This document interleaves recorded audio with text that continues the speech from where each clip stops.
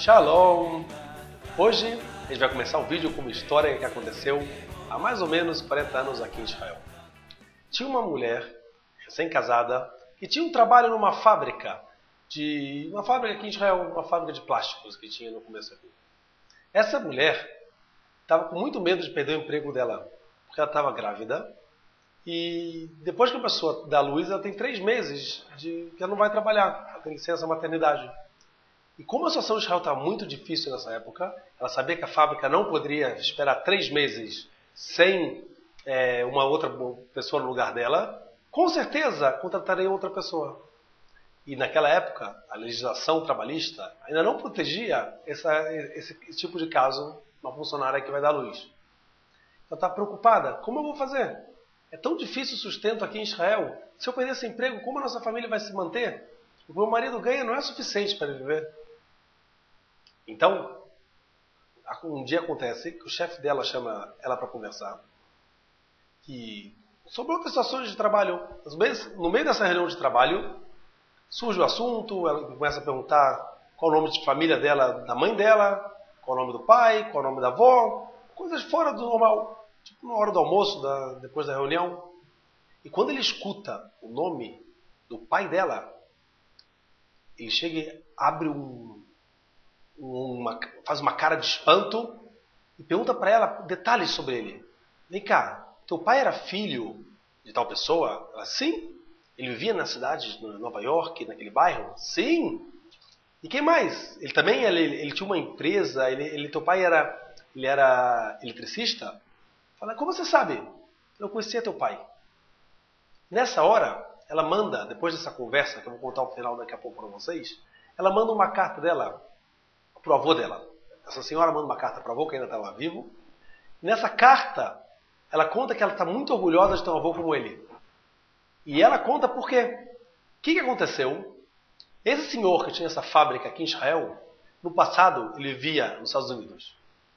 E ele era eletricista e não era um eletricista reconhecido pelo Sindicato dos Trabalhadores. Portanto, o trabalho que ele podia ter eram trabalhos secundários. Ele tinha um amigo muito bom, que era um Yaakov, o nome dele, que era reconhecido pelo Sindicato dos Trabalhadores e tinha um emprego muito bom, muito estável.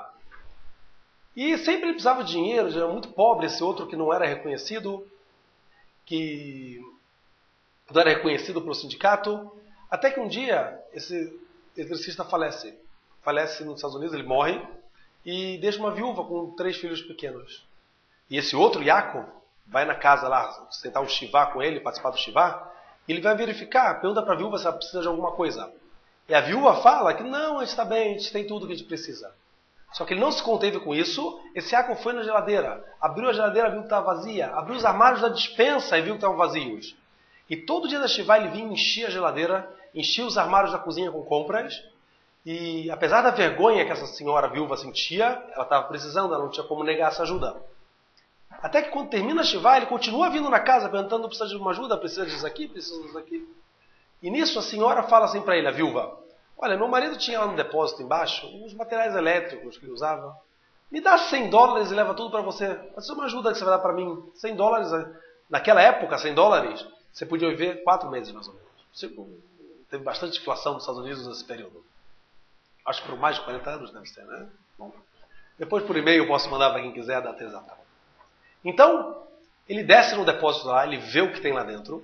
Ele fica 3 semanas, esse eletricista Yaakov, trabalhando para selecionar um material, colocar cada coisa num lugar diferente.